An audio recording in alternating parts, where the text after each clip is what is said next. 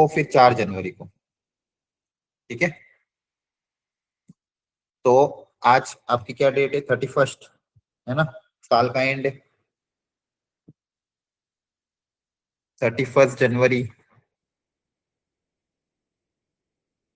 आज हम कवर कर रहे हैं कोनिक, सर दिसंबर। सॉरी सॉरी, 31 दिसंबर। आज हम कवर कर रहे हैं कॉनिक सेक्शन। फिर 1 जनवरी को वेक्टर्स। ठीक है, एंड 3D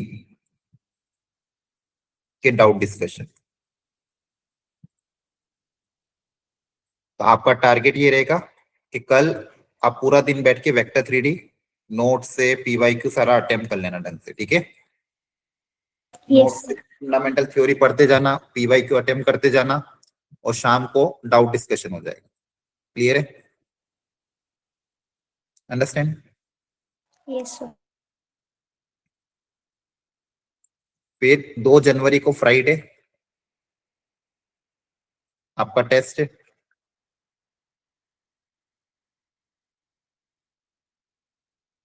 उस टेस्ट को ढंग से देना, टेस्ट के बाद उस पेपर को वापस से ढंग से रीअटेम्प्ट करना। आपका पेपर अगर हो जाता है, आप ग्रुप में मांग सकते हो पेपर वापस। फिर 3 जनवरी सैटरडे को अपन उसी पेपर का वापस डिस्कशन करेंगे।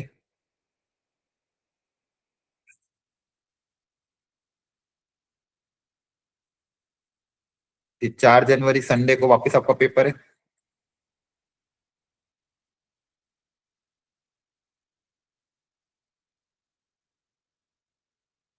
पांच जनवरी को डिस्कशन।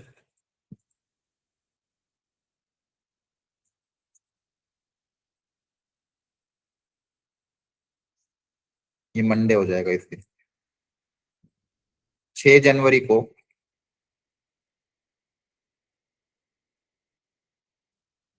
हम स्टैटिस्टिक्स कवर करेंगे। एक ही दिन का टॉपिक है, एक क्वेश्चन इससे आ जाता है, इसलिए इसको कवर कर लेंगे जल्दी। ठीक है, इसके बाद आपका अगला टेस्ट 8 जनवरी को है। ठीक है, 7 जनवरी को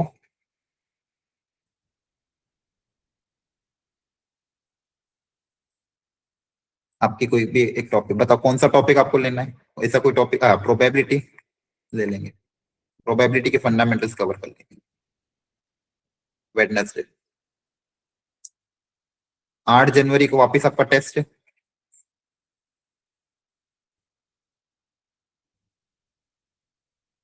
9 जनवरी फ्राइडे को टेस्ट डिस्कशन।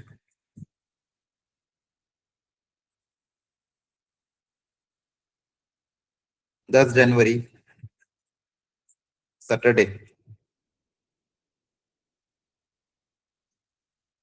को इंपॉर्टेंट क्वेश्चंस या फिर इंपॉर्टेंट फॉर्मूला डिस्कशन।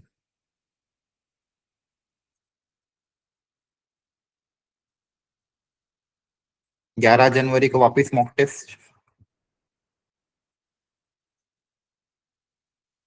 12 जनवरी को उस मॉक टेस्ट का डिस्कशन।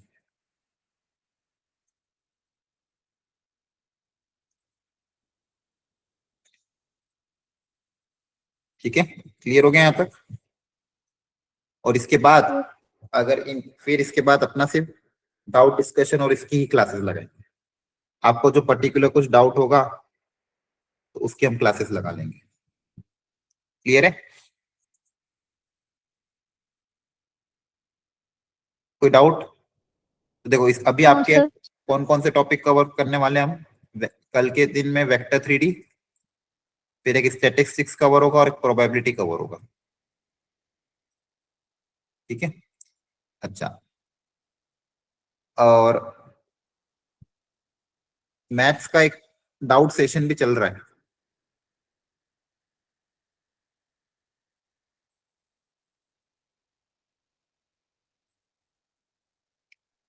इसका टाइम रहता है 5:15 से आधे घंटे के, ज्यादा नहीं, 5:50 तक लगभग। इसमें जिसको भी आना है वो अलग से मैसेज कर देना, लिंक शेयर कर दूंगा मैं। ये लेकिन हर दिन नहीं होता है, ये आपका होता है ट्यूसडे, वेडनेसडे, फ्राइडे और सैटरडे। जिस दिन इन चारों में से इन चारों दिन किसी न किसी दिन होता है, तो जिस दिन भी होगा मैं आपको बता दूंगा। और कल, अगर कल तो नहीं होगा, हाँ ट्यूसडे वेडनेसडे, कल क्या वेडनेसडे है क्या, नहीं कल थर्सडे, हाँ तो कल नहीं है। ट्यूसडे वेडनेसडे फ्राइडे सैटरडे, ये इस दिन आपका डाउट डिस्कशन चलता है इस टाइम पे, तो यहाँ पे आप अपने डाउट्स क्लियर कर सकते हैं, ठीक है। तो यहाँ पे मेरा टारगेट है कि मैं आपको 12th के ही टॉपिक्स के क्वेश्चंस करूंगा। जैसे किसी किसी बच्चों को एरिया अंडर कर्व में दिक्कत है तो यहाँ एरिया अंडर कर्व ले लेंगे। डिफरेंशियल इक्वेशन अभी थोड़े दिन पहले ही कराया था तो वो वापस नहीं ले रहे हैं। और आपको कौन से टॉपिक में ज्यादा दिक्कत आती है, फंक्शंस ले लेंगे, फंक्शन आईटीएफ, मैट्रिसेस डिटरमिनेंट तो थोड़ा बहुत अगर आपको आता ही है। इसके अलावा इंटीग्रेशन,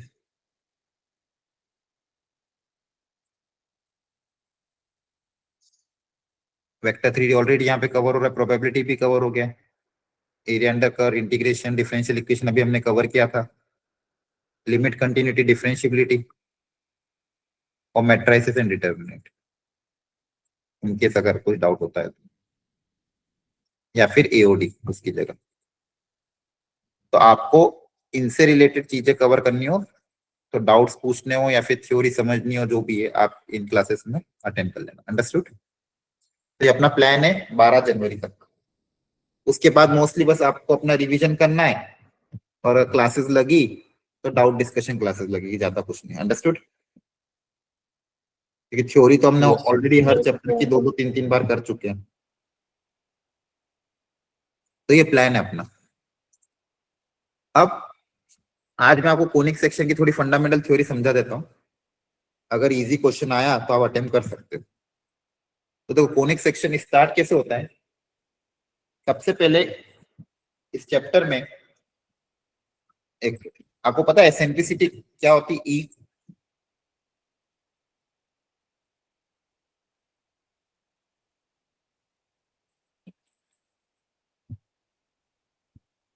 देखो जितने भी कोनिक बनते हैं सब कुछ ई से ही स्टार्ट होता है।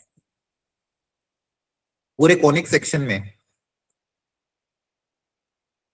जैसे मान लो ये कोई आपकी एक लाइन है, एक फिक्स लाइन होती है, उस फिक्स लाइन को नाम देते हैं डायरेक्ट्रिक्स। और एक फिक्स पॉइंट होता है, उस फिक्स पॉइंट को नाम देते हैं फोकस।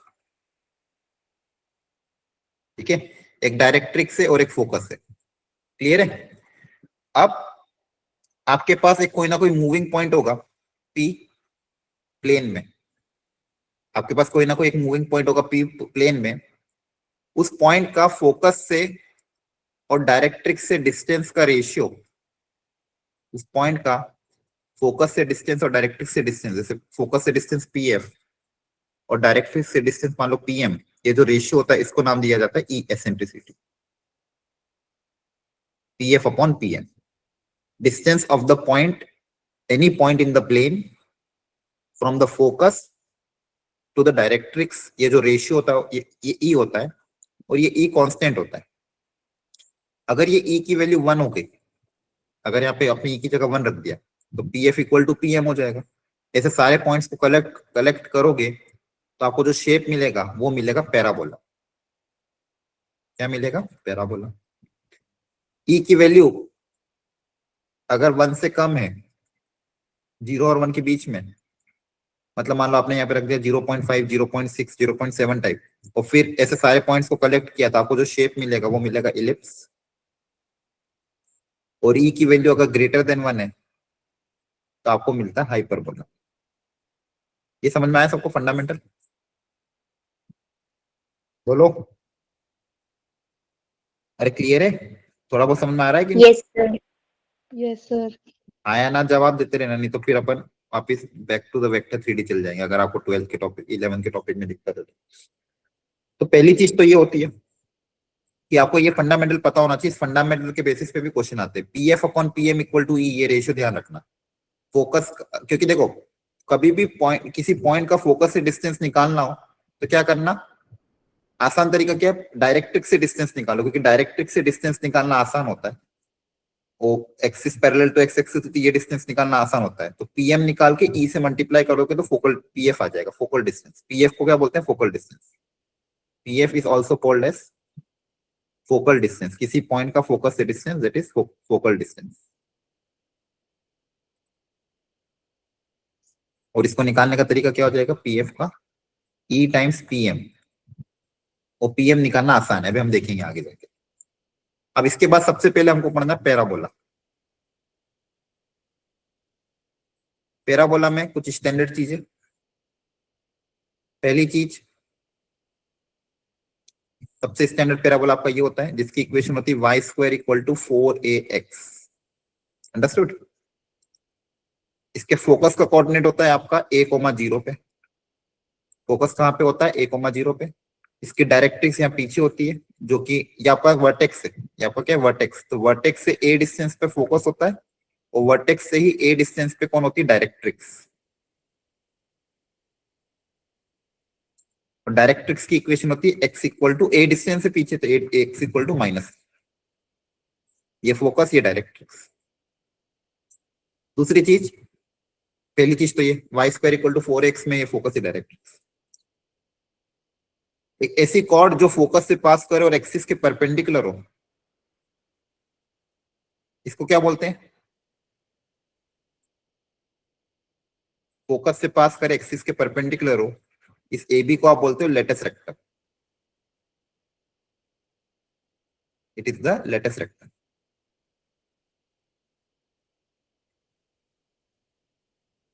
और ये लेंथ जो होती है, लेंथ ऑफ लेटस रेक्टम, ये 4a के बराबर होती है। लेंथ ऑफ लेटस रेक्टम किसके बराबर होती है, 4a के बराबर। और कुछ एक और इंपॉर्टेंट पॉइंट, जैसे मान लो पैराबोला पे कोई भी पॉइंट आपको अज्यूम करना हो, तो assume any point on parabola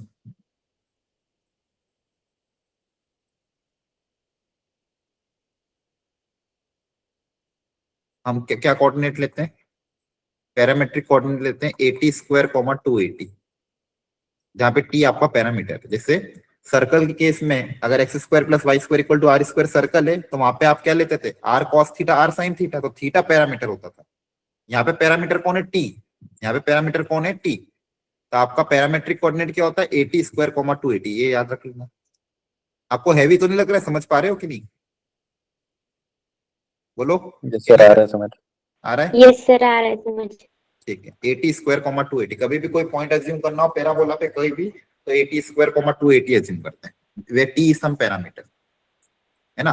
तो जैसे फॉर एग्जांपल मान लो मैंने कोई पैराबोला कंसीडर किया y square equal to 12x। मैंने पूछा बताओ इसका फोकस क्या होगा, डायरेक्ट्रिक्स क्या होगी। तो अच्छा, लेंथ ऑफ लेटस रेक्टम, ये क्या है, 4a क्या है आपका, लेंथ ऑफ लेटस रेक्टम। इस लेटस रेक्टम की length, length of latus rectum LR equal to 4a। अब यहाँ पे बताओ a कितना होगा, Y square equal to 12x में a कैसे करोगे, इससे कंपेयर करोगे। Yes sir, 3। हाँ, x का कोफिशिएंट जो होता है 4a के बराबर होता है, 4a बराबर 12। x का कोफिशिएंट किसके बराबर है, 4a, तो 4a को 12 से इक्वेट करो तो a कितना आ जाएगा, 3। तो फोकस क्या आ जाएगा, 3,0 पे। और डायरेक्ट्रिक्स की equation x equal to -3। Understood. Yes sir. Yes sir. ये फोकस, ये डायरेक्ट्रिक्स। ओके। तो एक तो ये आपको चीजें कुछ थोड़ी ध्यान रखनी है। ये आपका स्टैंडर्ड पैराबोला हो गया Y square equal to 4x। अब 4 तरह के स्टैंडर्ड पैराबोला होते हैं। ये तो इसकी एक्सिस क्या है, एक्स एक्सिस। इसकी एक्सिस क्या है, एक्स एक्सिस। उस पर हमने सारी चीजें पढ़ ली, बस पैराबोला में इतना ही आपको थोड़ा ध्यान। और जो p F equal to P m, eccentricity कितनी होती है पैराबोला की, 1, ध्यान रखना है ना। पैराबोला की एसेंट्रिसिटी कितनी होती है, 1। अब जो बचे हुए पैराबोला है, एक ये वाला, इसकी इक्वेशन क्या है, Y square equal to -4ax। ठीक है। और एक होता है एक्स एक्सिस वाई एक्सिस के अलावा। इसकी इक्वेशन क्या होती है? X square equal to 4ay। और एक होता है डाउनवर्ड डायरेक्शन में। इसकी इक्वेशन आपकी कितनी होती है बताओ, डाउनवर्ड वाले की? सर क्या होगा? माइनस हो जाएगा। हाँ, क्या हो जाएगी? X square equal to -4ay। इसमें भी वही सब चीजें होती है। फोकस आपका यहाँ पे होगा ए डिस्टेंस पे, -a,0 पे। डायरेक्ट्रिक्स इस बार इधर आ जाएगी, x इक्वल टू a पे। यहाँ पे पैरामेट्रिक कोऑर्डिनेट क्या लोगे? x को तो -280, सॉरी x की जगह -80², क्योंकि यहाँ पे माइनस माइनस प्लस बनाना है, तभी तो y² पॉजिटिव रहेगा। x क्या आ जाएगा? -80² और y क्या आ जाएगा? 280। X square equal to 4ay में पैरामेट्रिक कोऑर्डिनेट क्या हो जाएगा? उल्टा हो जाएगा। पहले क्या था पैरामेट्रिक कोऑर्डिनेट? 80², 280। इस बार क्या हो जाएगा? 280, 80²। ठीक है, समझ में आ रहा है? Yes sir. और यहाँ पे भी माइनस, यहाँ पे भी उल्टा हो जाएगा। क्या हो जाएगा? x आपका आएगा -280, सॉरी x का आ जाएगा 280, y हो जाएगा -80²। अच्छा, एक चीज हमेशा ध्यान रखना, डिस्टेंस कभी भी चेंज नहीं होती। वर्टेक्स जो होता है वो डायरेक्ट्रिक्स और फोकस का क्या होता है? मिड पॉइंट होता है। Vertex is the mid point of the directrix and the focus. अच्छा, पैराबोला के केसेस में मैंने आपको उसमें बताया था एरिया अंडर कर्व में कि y² इक्वल टू 4ax आपका ये वाला पैराबोला है। इसका भी वर्टेक्स कहाँ पे? ओरिजिन पे। अगर ओरिजिन को मैं कहीं शिफ्ट कर दूं, ओरिजिन को मान लो शिफ्ट कर दिया मैंने किसी और पॉइंट पे h, k पे, तो बताओ अब इक्वेशन क्या हो जाएगी? एक्सिस अभी भी यही है। अब इक्वेशन बताओ क्या होगी? बताओ, सिखाया था। ओरिजिन को अगर आपने शिफ्ट कर दिया h, k पे, वर्टेक्स आपका हो गया h, k मान लो। पहले इक्वेशन थी y² equal to 4ax। Vertex अगर शिफ्ट हो जाती है h, k पे, तो इक्वेशन बताओ में क्या चेंज आता है? सर y माइनस के स्क्वायर होल स्क्वायर 4 है x माइनस h। x की जगह क्या रिप्लेस करते हो?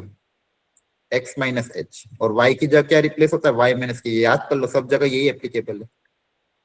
ठीक है, तो इक्वेशन क्या हो जाएगी? y माइनस के का whole square equal to 4a x minus h. तो आपको अगर इक्वेशन गिवन हो तो आप परफेक्ट स्क्वायर बना के, वो भी आना चाहिए। थोड़े दिन पहले हमने एक क्वेश्चन भी किया था जिसमें पैराबोला आ रहा था, तो फिर उसको परफेक्ट स्क्वायर बना के कंपेयर किया था, हाँ है ना? तो वर्टेक्स निकाला था। तो एक तो ये ध्यान रखना। क्लियर है यहाँ तक? बोलो। Yes sir. ठीक है। यस। एक प्रॉपर्टी और होती है, उसको याद रख लेना कि मान लो ये आपका पैराबोला है और ये फोकस है, और ये फोकस से पास होने वाली कोई कॉर्ड है, फोकल कॉर्ड। ये क्या है? आपकी एक फोकल कॉर्ड। तो फोकल कॉर्ड की थोड़ी कुछ प्रॉपर्टी है, वो ध्यान रखनी है हमको। पहली प्रॉपर्टी, मान लो ये पॉइंट है ए, ये पॉइंट है बी। इस ए का पैरामेट्रिक कोऑर्डिनेट मान लो T1 है। ए का पैरामेट्रिक कोऑर्डिनेट T1 है, मतलब इसका पॉइंट क्या होगा? a_T1², 2a_T1। बी का पैरामेट्रिक कोऑर्डिनेट मान लो T2 है, तो ये पॉइंट इसका कोऑर्डिनेट क्या हो जाएगा? a_T2², 2a_T2। अब ये T1 है, ये T2 है, तो इनमें रिलेशन आता है। अगर ये फोकल कॉर्ड है, अगर फोकस से पास हो रही है, तो इस T1 T2 में एक रिलेशन होता है। तो T1 T2 का जो प्रोडक्ट होता है वो -1 के बराबर होता है। T1 T2 का प्रोडक्ट जो होता है किसके बराबर होता है? -1 के। इतना सब बस ध्यान रख लेना। T1 T2 का प्रोडक्ट किसके बराबर होता है? -1 के बराबर। और इस फोकल कॉर्ड के एक दो छोटे छोटे और फॉर्मूले, length of focal cord, length of focal cord. कभी कभी डायरेक्ट क्वेश्चन लेंथ पे भी आ जाता है। तो फोकल कॉर्ड का लेंथ का फॉर्मूला, अगर पैरामेट्रिक कोऑर्डिनेट ए, इस ए पॉइंट का टी है मान लो, ए पॉइंट ए का पैरामेट्रिक कोऑर्डिनेट टी अगर है, तो लेंथ ऑफ फोकल कॉर्ड आपका हो जाएगा ए टी प्लस 1/t का होल स्क्वायर। ध्यान रखना। और एक और फॉर्मूला होता है कि अगर मान लो आपको ये एंगल अल्फा दे दें, ये एंगल अगर अल्फा दे दें तो लेंथ ऑफ फोकल कॉर्ड का फॉर्मूला हो जाता है 4a cosec square alpha, 4a cosec square alpha. Understood? ठीक है, यस ओके। और अभी आपको मैंने थोड़ी देर पहले एक चीज भी बताई थी, फोकल डिस्टेंस। फोकल डिस्टेंस क्या होगा? फोकल डिस्टेंस किसी भी पॉइंट का फोकस से डिस्टेंस है ना। यस चलो सर उसको मैं अगले पेज पे बताता हूँ, तो ध्यान से सुनना। मैंने आपको बोला है हर बार फोकल डिस्टेंस निकालने का तरीका वही अपनाना। तो अगर मान लो ये आपको कोई पैराबोला है, Y square equal to 4ax, और कोई पॉइंट मान लो, जनरल कोई भी पॉइंट ले लिया जिसका कोऑर्डिनेट है x1, y1। कोई भी जनरल पॉइंट है जिसका कोऑर्डिनेट है x1, y1। यहाँ पे मान लो कहीं फोकस है, यहाँ पे कहीं डायरेक्ट्रिक्स है, पूछा फोकल डिस्टेंस कितना होगा। फोकल डिस्टेंस मतलब पीएफ। तो आप बोलोगे फोकल पैराबोला के केस में ये दोनों बराबर होते हैं, एसेंट्रिसिटी 1 होती है ना। पैराबोला के केस में ये दोनों यस सर। बराबर। तो आपने क्या बोला है कि फोकल डिस्टेंस हमको पता है ई टाइम्स पीएम होता है, एसेंट्रिसिटी आपका 1 है, तो पीएफ इक्वल टू कितना हो जाएगा? पीएम के बराबर। अब पीएम निकालना आसान है, क्यों? क्योंकि देखो ध्यान से, मुझे बताओ डायरेक्ट्रिक्स की इक्वेशन क्या सिखाई थी आपको? ये डिस्टेंस कितना है ए पे? डायरेक्ट्रिक्स वर्टेक्स से ए डिस्टेंस पे होती है, और ये पॉइंट अगर जिसका कोऑर्डिनेट x1 y1 है तो ये डिस्टेंस कितना होगा? x1 होगा। यस सर ठीक है, तो ये x1 होगा, ये a होगा, तो pm कितना हो जाएगा? x1 प्लस a, है ना। यस सर तो ये फॉर्मूला हो जाएगा, याद रखना। फोकल डिस्टेंस का फॉर्मूला क्या हो जाएगा? Focal distance of any point p x1, y1 equal to x1 x coordinate में a ऐड कर देना, तो फोकल डिस्टेंस आ जाएगा। ठीक है, आसान है ना। Understood? Yes sir. Yes okay, clear हो गया? Yes, sir. Yes sir. Okay, ठीक है, इतना बहुत है यहाँ तक।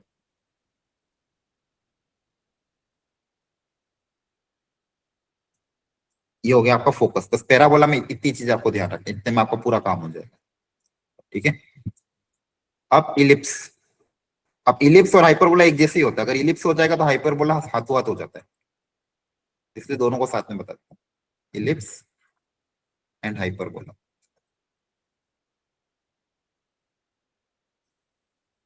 तो देखो, अगर मेजर एक्सिस एक्स एक्सिस है तो ये आपका इलिप्स होगा ऐसा। इलिप्स की स्टैंडर्ड इक्वेशन होती है x square by A square plus y square by b square equal to 1। अब पता कैसे करेंगे कि मेजर एक्सिस एक्स एक्सिस है कि वाई एक्सिस है? एक्स के नीचे वाला टर्म अगर बड़ा होगा तो मेजर एक्सिस एक्स एक्सिस होगी। तो यहाँ पे इस केस में ए इज ग्रेटर देन बी, तो मेजर एक्सिस आपकी कौन सी हो गई? X axis. आपके जो वर्टेक्स होती है, कॉर्नर वाले पॉइंट, ये लाई करते हैं सेंटर से ए डिस्टेंस पे। तो ये वाला पॉइंट होता है ए कोमा जीरो, ये पॉइंट होता है माइनस ए कोमा जीरो पे, ये पॉइंट होता है 0, b, ये वो होता है माइनस 0, माइनस बी पे। इसके अलावा फोकस, दो फोकस होती है इलिप्स में, दो फोकस होती है और दो डायरेक्ट्रिक्स होती है। जो पहली फोकस होती है उसका कोऑर्डिनेट होता है AE, 0, और सेकंड फोकस का कोऑर्डिनेट होता है माइनस AE, 0। ये याद होना चाहिए आपको। फोकस का कोऑर्डिनेट क्या होता है? AE, 0 minus AE, 0। डायरेक्ट्रिक्स की equation x equal to a by E, और दूसरी equation x equal to minus a by E. Directrix x equal to plus minus a by E. ध्यान रखना, डायरेक्ट्रिक्स की equation a by E, focus की coordinate A comma 0 minus A comma 0, और ये वापिस से जो सेंटर होता है दोनों फोकस का क्या होता है, mid point. Centre is the mid point of both the focus, ध्यान रखना, centre is the mid point of both the focus. Length ये आपकी क्या होती है, major axis. Length of major axis कितना होगा, length of major axis 2a। 2a। Very good, length of major axis 2a के बराबर। हाँ, यहाँ पे भी लेटस रेक्टम होती है, फोकस से जो परपेंडिकुलर कॉर्ड होती है उसको लेटस रेक्टम बोलते थे। Length of latus rectum, length of latus rectum 2b² / a, ध्यान रखना 2b² / a। अच्छा, सबसे important formula eccentricity E square का फॉर्मूला क्या होता है, 1 - b² / a², क्योंकि इलिप्स के केस में एसेंट्रिसिटी क्या होती है, <1। इलिप्स में एसेंट्रिसिटी क्या होती है, <1। ई स्क्वायर का फॉर्मूला क्या हो जाएगा, 1 - b² / a²। ई स्क्वायर का फॉर्मूला क्या हो जाएगा, 1 - b² / a²। क्लियर हो गया यहाँ तक, ठीक है। और ध्यान रखना, पैराबोला चाहे शिफ्ट भी कर दूं अगर मैं h, k पे, डिस्टेंस कभी चेंज नहीं होंगे। ये लिख लो ये लाइन में, किसी भी कोनिक को, पैराबोला या इलिप्स हो, किसी भी कोनिक को शिफ्ट करने के बाद भी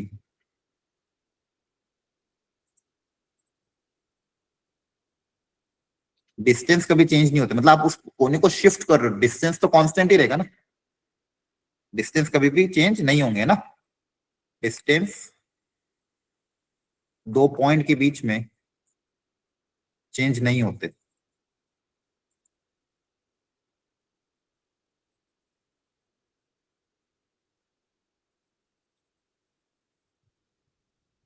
जैसे अगर मैं आपको पूछूं, बताओ दोनों फोकस के बीच के डिस्टेंस कितना है, distance between the focus,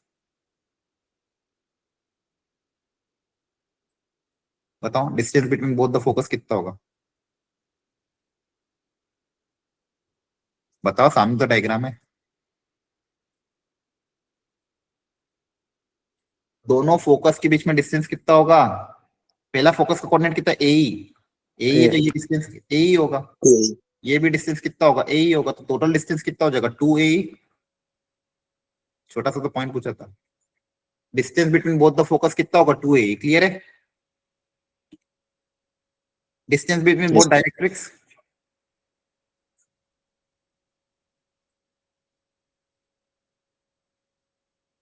directrix के बीच में डिस्टेंस कितना होगा, 2a/e। 2a/e।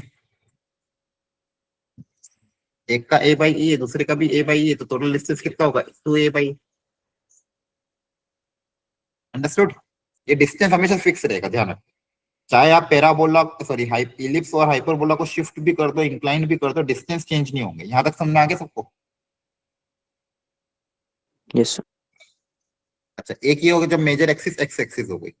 अगर मेजर एक्सिस वाई एक्सिस होगी, मतलब x² / a² plus y² / b² equal to 1 में, चलो इतना याद रखो, बहुत यहां तक समझ में आ गया,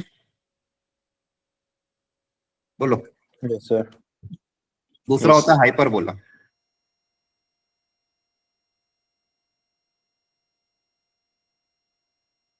ये होता है आपका हाइपरबोला। हाइपरबोला में इक्वेशन होती है x² / a² minus y² / b²। बस चेंज क्या था, जहां जहां भी b² था पहले, वहां पे अब क्या जाता, -b²। अंडरस्टूड, पुराने फॉर्मूले में जहां पे पहले b² था, वहां पे क्या जाता, -b²। अच्छा, हाइपरबोला में कैसे पहचानेंगे मेजर एक्सिस एक्स या वाई होगी, आपको यहाँ पॉजिटिव साइन देखना पड़ता है। जैसे x² का कोफिशिएंट पॉजिटिव है, y² का नेगेटिव है, तो जो कोफिशिएंट पॉजिटिव होता है उसकी मेजर एक्सिस होती है, मेजर एक्सिस या फिर ट्रांसफर्स एक्सिस। ध्यान रखना, इसका नाम ट्रांसफर्स एक्सिस भी होता है। तो ये आपकी ट्रांसफर्स एक्सिस होगी, और इसको बोलते हैं कॉन्जुगेट एक्सिस। और यहां पे इसको बोलते हैं मेजर एक्सिस, और दूसरी वाली होती है minor axis. Length of minor axis कितना हो जाएगा, 2b। Length of minor axis कितना हो जाएगा 2b और मेजर एक्सिस की लेंथ 2a। तो हाँ यहाँ पे भी सेम चीज है, फोकस का कोऑर्डिनेट जैसे पहला था, इस बार भी ए कोमा 0 पे और इधर भी फोकस माइनस ए कोमा 0 पे। डायरेक्ट्रिक्स इस बार थोड़ी इधर इस साइड आ जाएगी अंदर की तरफ, ये पहली डायरेक्ट्रिक्स ये दूसरी directrix.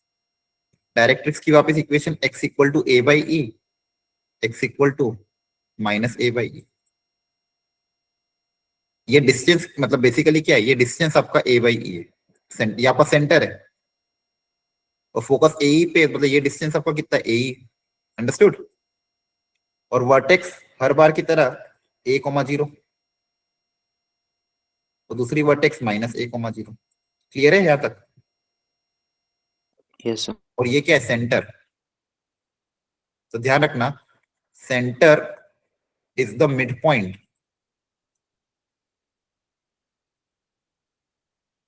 of both focus and direct, if both the focus and both the vertex।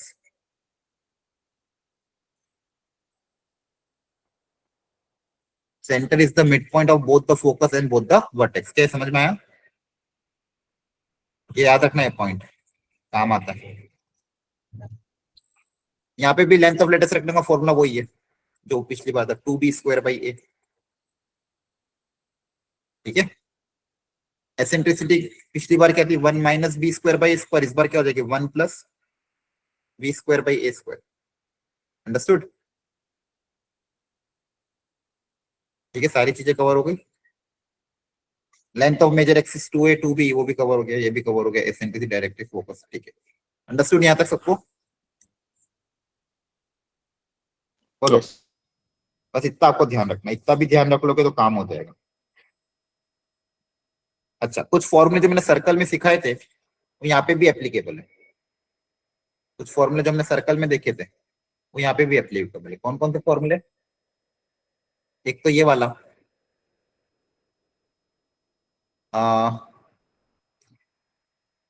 Equation of tangent. Equation of tangent का फॉर्मूला याद है? अगर पॉइंट ऑफ टेंजेंसी पता, मान लो कोई भी कर्व है, पॉइंट पता है P x1, y1, तो टेंजेंट की इक्वेशन का फॉर्मूला क्या होता है? T equal to 0। ध्यान रखना, ये पहला इंपॉर्टेंट फॉर्मूला। कोई भी curve, circle, parabola, ellipse, hyperbola. Second formula chord of contact.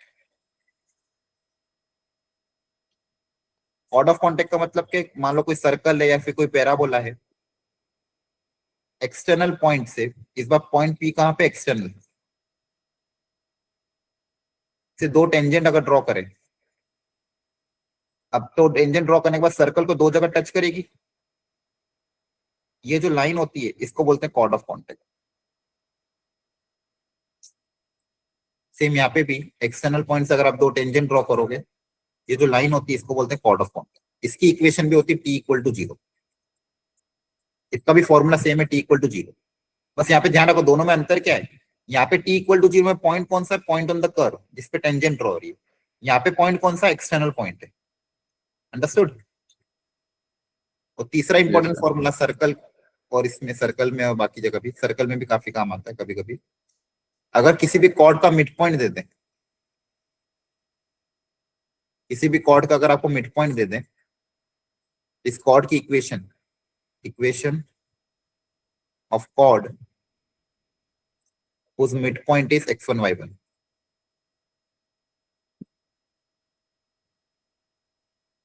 इसका फॉर्मूला होता है T equal to S1।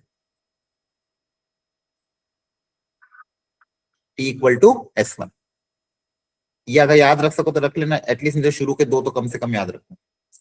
T निकालने का तरीका क्या था सर? इक्वेशन में हम चेंज कर देते थे। हाँ, कर्व की इक्वेशन में, कर्व की इक्वेशन में जहां जहां पे भी x² दिख रहा है उसको रिप्लेस कैसे कर दोगे, x1 x1 y² को कैसे रिप्लेस कर दोगे, y y1 by one. y by 1. जहां पे भी x है उसको कैसे रिप्लेस कर दोगे? x plus x1 by 2.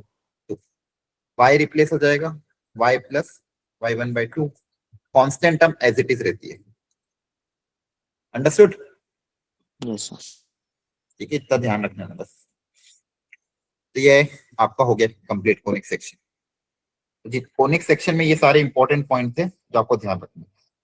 अच्छा, मैंने कुछ फंडामेंटल क्वेश्चन आपके उसमें भी दिए थे, क्या नाम है, जो शॉर्ट नोट दिए थे ना, उसमें मैंने कुछ फंडामेंटल क्वेश्चन अच्छे अच्छे दिए थे विद आंसर की। ठीक है, उन क्वेश्चन को भी आप ट्राई जरूर करना। अभी हम कुछ फंडामेंटल और कवर कर रहे हैं, मैं आपको सिखा देता हूँ कैसे करना है। एक बार ये क्वेश्चन सब लोग पढ़ो ध्यान से।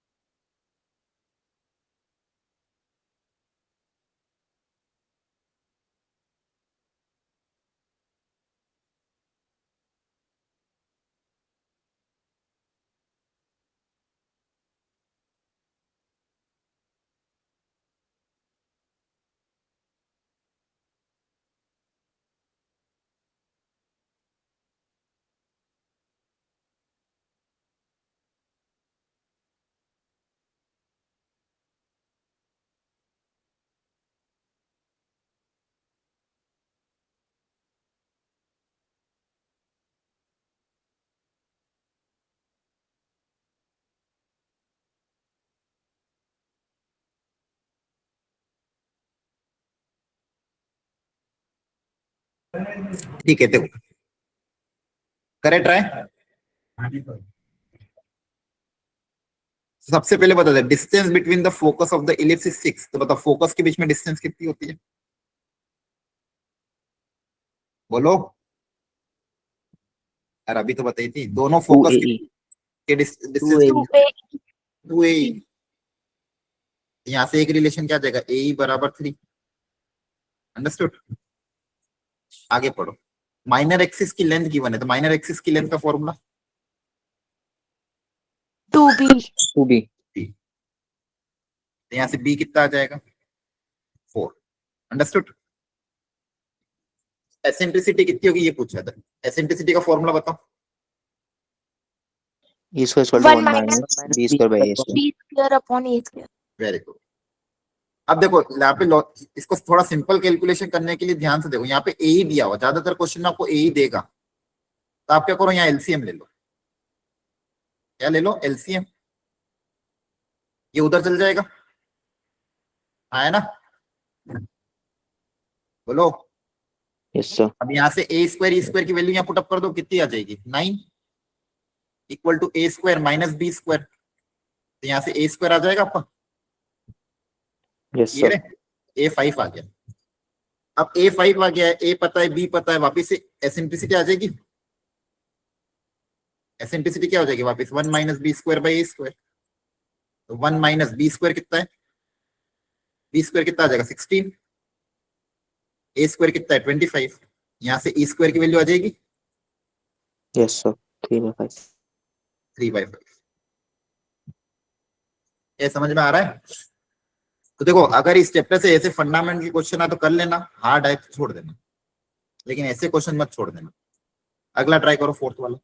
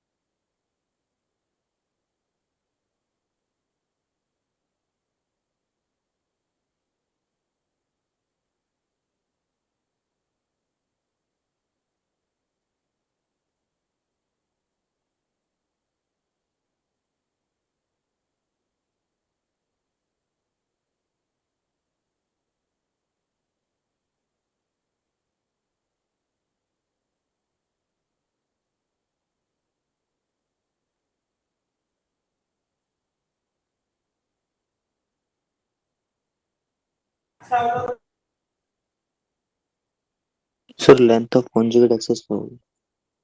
2b बताया था ना, ट्रांसफर से कॉन्जुगेट तो 2b हो जाएगी।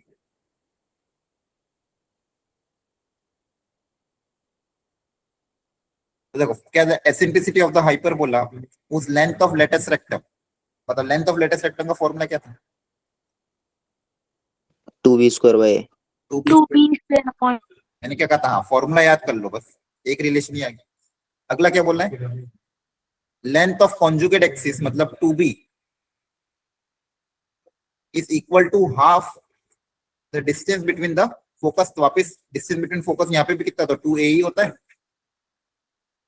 मैंने कहा था। यस तो देखो यहाँ से भी आपके पास a की वैल्यू किसके बराबर होगी? 2b के बराबर। क्लियर हो गया? यस सर पूछा क्या था? ई पूछा था, एसेंट्रिसिटी। तो वापस एसेंट्रिसिटी का फॉर्मूला अप्लाई करो। E square equal to 1 plus B square by A square. LCM लोगे, A square E square equal to A square plus B square, है ना? क्लियर है? A yes square E sir square की value क्या आ जाएगी? Yes, 4b square. A square E square की value क्या आ जाएगी? 4b square equal to A square plus B square. अच्छा देखो यहीं से काम हो जाएगा आपका। 3b square equal to A square आ रहा है। एसेंट्रिसिटी निकालने के लिए आपको B square by A square का रेशियो ही तो चाहिए। एक यस मिनट, कुछ गड़बड़ कर दी क्या मैंने? ये 4b square equal to A square plus B square. तो B square by A square, हाँ B square by A square कितना आ जाएगा? 1/3। क्लियर है? सही है। वापिस इसकी ई स्क्वायर का यस फॉर्मूला में रख दो, तो कितना हो जाएगा? 1 प्लस 1/3 दैट इज 4/3। तो ई की वैल्यू कितनी आ जाएगी? 2/√3। अब देखो ये दोनों क्वेश्चन, एक 2006 में आया, एक 2016 में आया। मैं इन क्वेश्चन की बात कर रहा हूँ। ऐसे क्वेश्चन आएंगे, फॉर्मूला अप्लाई करके कर लोगे, थोड़ी प्रैक्टिस करोगे तो हो जाएगा। बाकी वेराइटी आती है, आपने नहीं पढ़ी छोड़ देना, लेकिन अगर ये पढ़ के जा रहे हो तो अटेम्प्ट करके आ जाना। अंडरस्टूड? यस सर ठीक।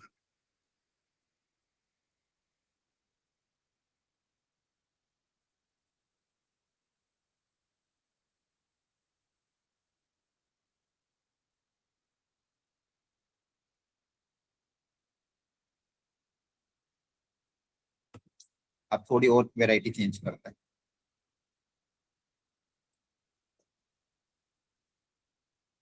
देखो ये लोकस वाले क्वेश्चन भी इजी होते हैं।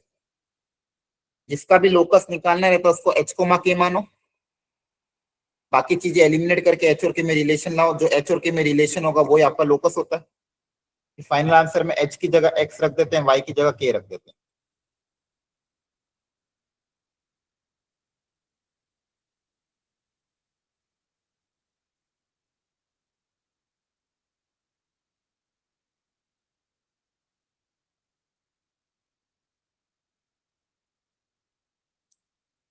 ध्यान से पढ़ो, क्वेश्चन आसान है, टफ नहीं है।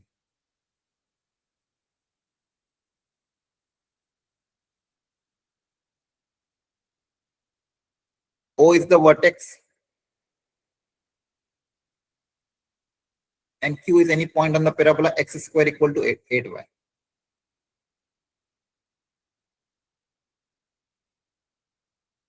Q कोई भी एक पॉइंट है, कोई भी एक ले लो Q पॉइंट। मतलब P is the dividing in the ratio 1:3। P जो है OQ को 1:3 में बांट रहा है। P OQ को 1:3 में बांट रहा है। तो P का लोकस बताओ। तो बताओ P को क्या अज्यूम करेंगे? एच कॉमा H कोमा के, हाँ है ना? बोलो सब लोग, समझ में आ रहा है? यस देखो आसान है, टफ नहीं है। Yes, sir. P को क्या अज्यूम करोगे? H कोमा के। जिसका भी लोकस निकालना तो उसको H कोमा के अज्यूम करते हैं, और इसमें बस रिलेशन जाओ। O आपका क्या है? ओरिजिन। अब बताओ Q को क्या अज्यूम करें?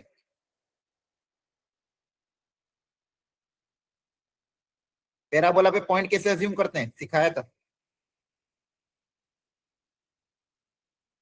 अच्छा पहले, सर 80 एक पॉइंट ले स्क्वायर लेंगे कॉमा सर 280 हाँ इक्वेशन दूसरा पॉइंट 80 स्क्वायर कॉमा 280 होता है, लेकिन इस वाले के लिए क्या होगा? X square equal to 4ay के लिए, Y square equal to 4x के लिए 80। 280 comma 80 square. उल्टा हो जाएगा, याद रख लोगे कि नहीं? यहाँ पे a कितना है? a की दो। वैल्यू कितनी? 2. हाँ, कैसे कंपेयर करोगे? 4 ये 4a के बराबर होगा। a कितना आ जाएगा? 2 आ जाएगा। Yes, sir. तो a की वैल्यू 2 रख दो तो q क्या हो जाएगा आपका? a की जगह 2 रख दोगे, 4t, 2t square. Understood? Yes, sir. अब ये रेशियो भी आपको Yes, दिया हुआ sir. है 1:3। अब रिलेशन निकालो एच और के में, टी को एलिमिनेट करके एच और के में रिलेशन डेवलप करो। सिर्फ सेक्शन वो फॉर्मूला क्यू के अप्लाई। कोऑर्डिनेट बताना कैसे होगा? क्या हुआ? क्यू के कोऑर्डिनेट। क्यू कैसा? अभी तो बताया था।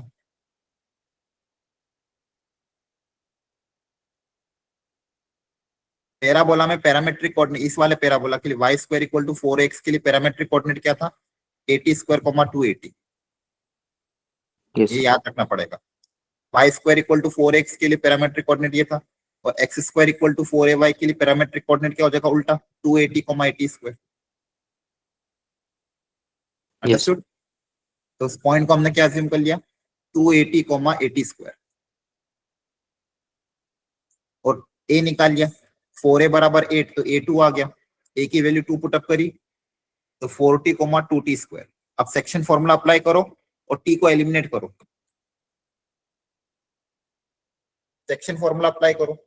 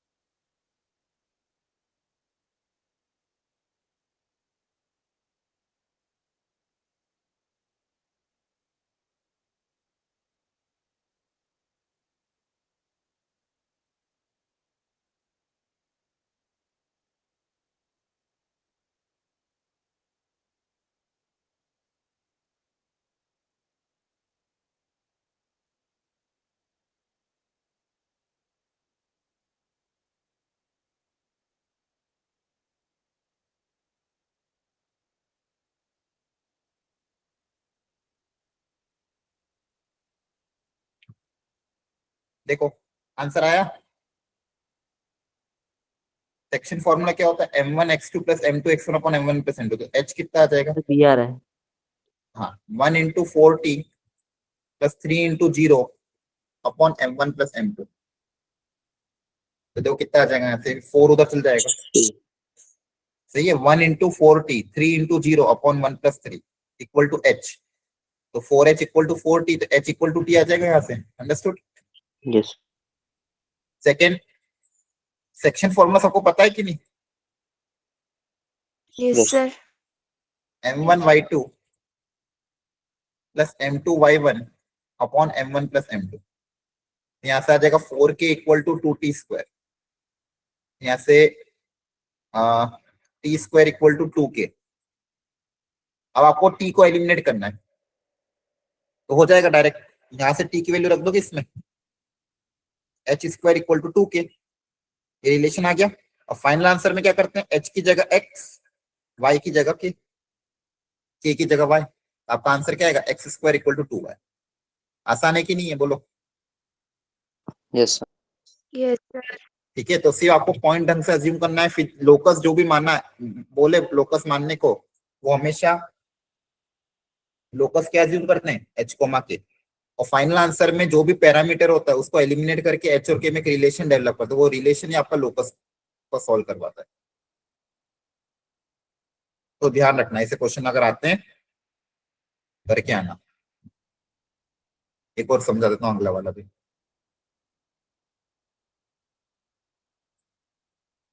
Tangents are drawn from -8, 0 to the parabola touching the parabola at P, Q। ध्यान से सुनना इसको, ये भी टफ नहीं है, आसानी है, सुनो ध्यान से। पैराबोला क्या है, y² equal to 8x।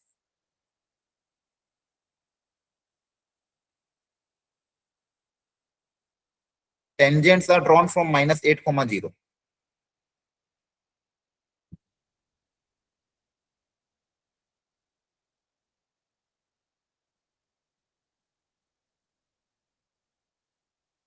touching the parabola at PQ. F is the focus. Then the area of triangle PFQ. Area of triangle PFQ। Clear है, इस ट्राइंगल का आपको एरिया निकालना है, अंडरस्टूड। अब देखो सिमेट्रिकल है, क्योंकि पॉइंट भी एक्स एक्सिस पे लाई कर रहा है तो सिमेट्रिकल होगा। जितना ये इधर जाएगा उतना इधर जाएगा, तो ये लेंथ भी सिमेट्रिकल होगी, जितनी ऊपर होगी उतनी नीचे होगी। इस ट्राइंगल का अगर आपको एरिया निकालना है तो ये मान लो पॉइंट है S, half base into height कर देंगे तो एरिया आ जाएगा, है ना। एरिया ऑफ ट्राइंगल मतलब हाफ बेस इंटू हाइट। आपको इस ट्राइंगल का एरिया निकालना,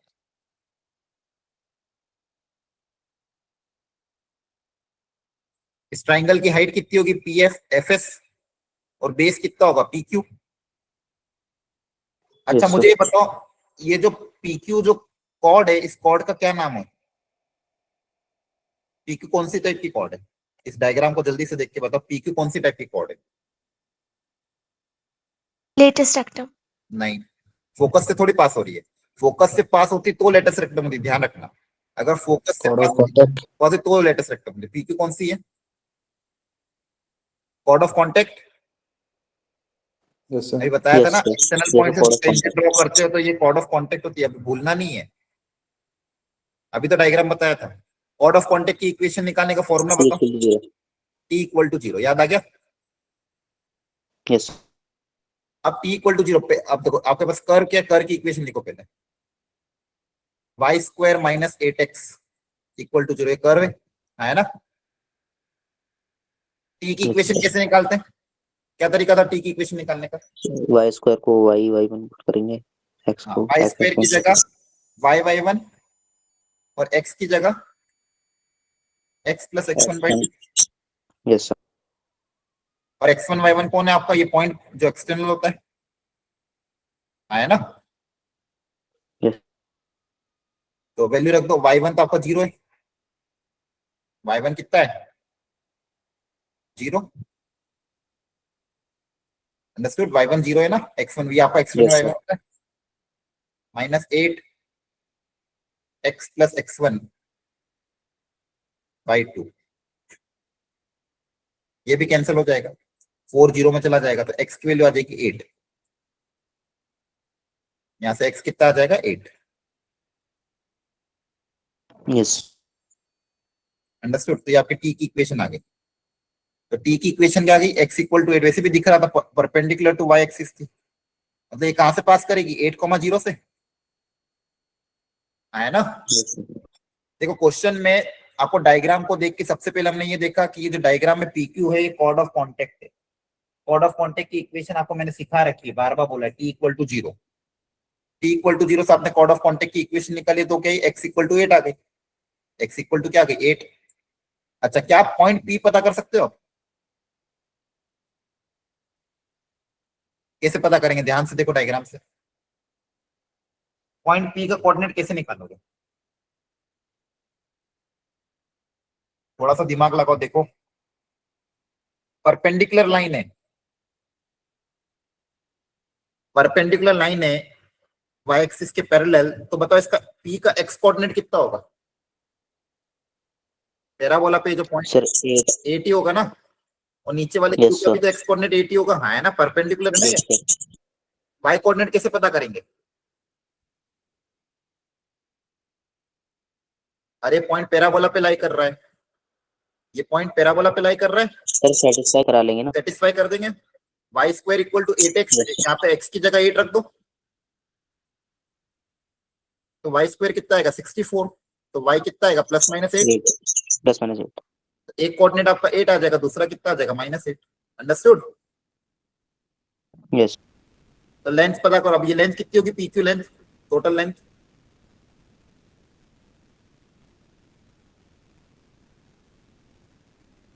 सर 16। 16 ना, ये ऊपर 8 नीचे 8, 16 हो जाएगी। Yes sir. फोकस कहाँ पे बताओ इसका, focus y square equal to 8x का फोकस कहाँ पे होगा?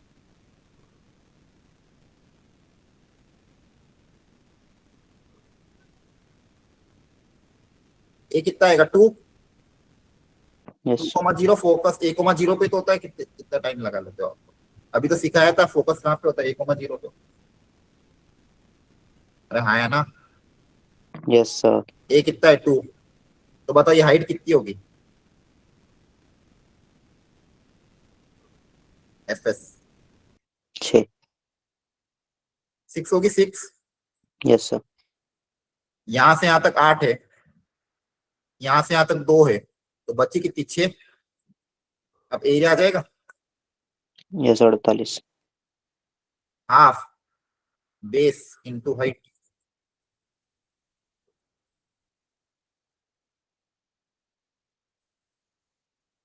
दो हजार 18 question. Understood? Yes sir. Yes, sir. देख लो ध्यान से थोड़ा सा।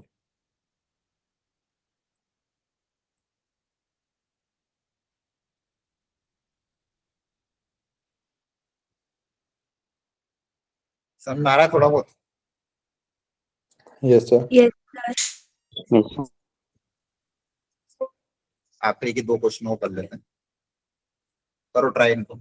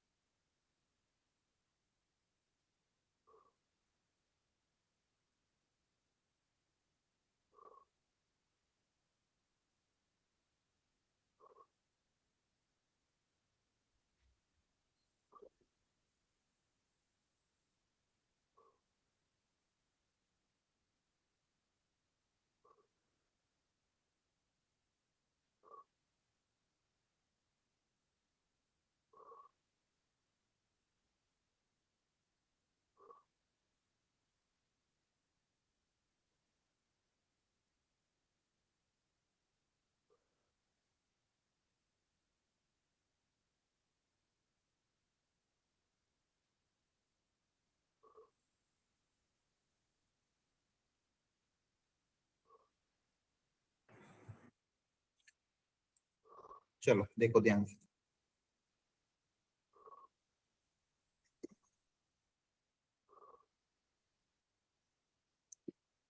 PQ is the double ordinate of the parabola। अच्छा, डबल ऑर्डिनेट क्या होता है?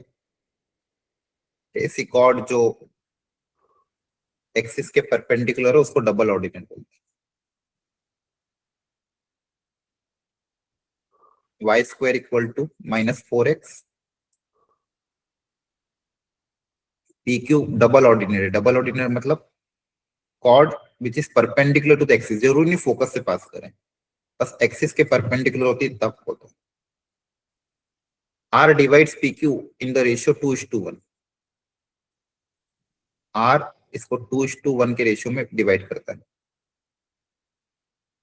लोकस ऑफ R बताओ, ये पूछा गया है। तो जिसका लोकस निकालना रहता है उसको क्या अज्यूम करते हैं? h, k। H, K।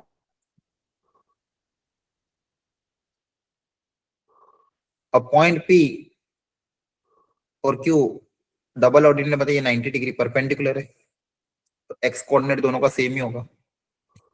तो क्या ये y square equal to -4ax वाला है। इस पे पॉइंट P अज्यूम करने का तरीका बताओ क्या था? -80² 280। एक्स को नेगेटिव ले लोगे ताकि माइनस माइनस प्लस हो जाए, y स्क्वायर पॉजिटिव आना चाहिए, तो फिर y हो जाएगा 280। और Q भी सेम, इसका एक्स कोऑर्डिनेट तो वही रहेगा, y कोऑर्डिनेट नीचे है तो दोनों नेगेटिव, तो y कोऑर्डिनेट कितना हो जाएगा? -280। समझ में आ रहा है? Yes sir. Yes, sir. वापिस वही सब कहानी। P पता है, Q पता है, R H, K section formula apply हो जाएगा। P yes sir. R Q और रेशियो 2:1 सेक्शन फॉर्मूला अप्लाई करोगे, H और T को एलिमिनेट कर दोगे। अंडरस्टूड? A कितना है? 4a बराबर 1, तो a equal to 1। Understood? a कितना आ जाएगा? 1। तो p कितना आ जाएगा? -t² 2t। q कितना आ जाएगा? -t² 2t -2t। r आपका h, k। अब सेक्शन फॉर्मूला अप्लाई करके t को एलिमिनेट कर दोगे, वही लोकस आ जाएगा। Understood everyone? सॉल्व हो Yes, जाएगा? ठीक। Yes sir. 8th वाला,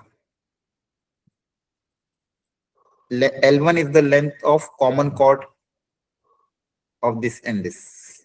पहली चीज देखो, कॉमन कॉर्ड मतलब जो दोनों जब इंटरसेक्ट करें तो उनकी जो कॉमन कॉर्ड बने हुए, तो एक आपका सर्कल है,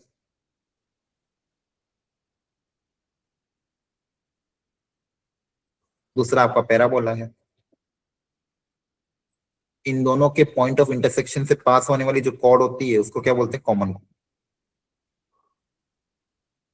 अच्छा, कॉमन कॉर्ड कैसे मिलेगी? इन दोनों को साथ में सॉल्व करने पे, है ना, क्योंकि दोनों के पॉइंट ऑफ इंटरसेक्शन से पास कर रही है। इनको साथ में सॉल्व करने पे ही कॉमन कॉर्ड मिलेगी। इन दोनों कर्व को साथ में सॉल्व कर लो, क्योंकि इनका पॉइंट ऑफ इंटरसेक्शन है। तो इनको साथ में अगर सॉल्व करोगे तो वाई स्क्वायर की वैल्यू उसमें रख दें, x² + y² = 9। x², y² की जगह क्या आ जाएगा? 8x। यहाँ से क्वाड्रेटिक बन गई। x के क्या क्या रूट्स आ रहे हैं? 1, -9। -9 तो नहीं होगा क्योंकि अपन को x की वैल्यू पॉजिटिव है, तो x = 1 हो जाएगा। Understood? Yes sir. Positive side है तो x की जगह 1 रख दो किसी भी एक कर्व में, तो y² कितना है? 8x। तो y² 8 के बराबर आ जाएगा, तो y की वैल्यू कितनी आ जाएगी? +-2√2। तो क्या बोला था? L1 is the length of common chord. तो ये पॉइंट क्या आया? 1, 2√2 और दूसरा आया 1, -2√2। तो ये लेंथ कितनी हो जाएगी? L1 4√2 है ना। और L2 क्या? Length of latus rectum. Parabola के लिए लेंथ ऑफ लेटस रेक्टम का फॉर्मूला क्या होता है? 4a। पैराबोला में लेंथ ऑफ लेटस रेक्टम का फॉर्मूला क्या होता है? 4a। और 4a यहाँ पे क्वेश्चन में किसके बराबर? 8 के बराबर। L2 आपका 8 आ गया। L1 4√2 है, L2 आपका 8 है, तो कौन ग्रेटर है? L2 is greater than L1। Understand? Yes, sir. ठीक।